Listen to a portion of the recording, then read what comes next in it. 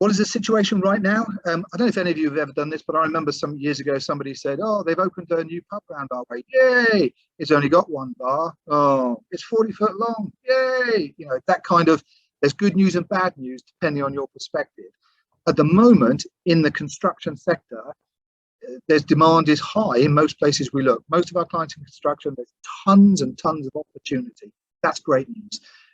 There is a huge shortage of skilled and unskilled labour. It's just really hard to get your hands on people to do the job. Property values are going up. That's great news. Most property around the country is going up. Retail, commercial, retail actually, to be fair, not so much, but commercial property, residential, certainly property values are still on the up.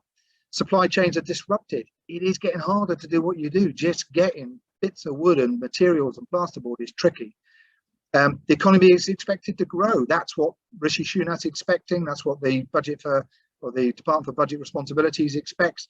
Great news, the economy is going to grow, but actually inflation and interest rates are going to be increasing. That is going to catch a few people out. Regulations in your industry actually make it a little bit harder for cowboys to operate. To be fair, there are always cowboys who just ignore all those rules, but you know, it's harder for people just to jump in and out of construction because it's a difficult business to get in. That's great. But the downside of all those things is, in my view, the economy is going to get tougher and tougher. And if you're not prepared for the financial challenges that are going to come your way, then you may have some problems down the line. Okay. Now, that's not bad news in the sense of it's bad news if you're unprepared. Your industry as a whole has some challenges. If you recognize those challenges and manage those challenges, actually, you could do very, very well in a troubled marketplace.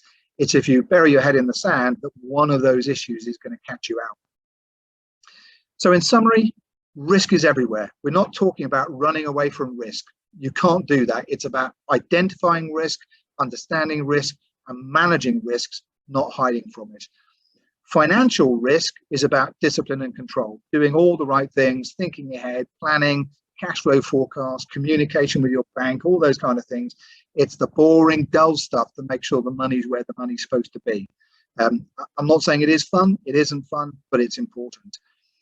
And the other thing I would say, and this applies to every client I look after, some it's important to, some it's less important to, but you shouldn't be risking everything every day. If you've spent a long time building this business and it's got bigger and more successful and built its reputation, that should not all be on the line every day you go to work. You should split that into two parts, and you're banking that money. You're taking that money off the table from your day-to-day risk. Now, you can still move it backwards and forwards. So if your cash is up here and you need it down here, you can choose to put it down there. But if you have an absolute catastrophe in your trading business, all the wealth you've accumulated up in the holding company is safe from those risks. And I think that's a really important business for anyone today.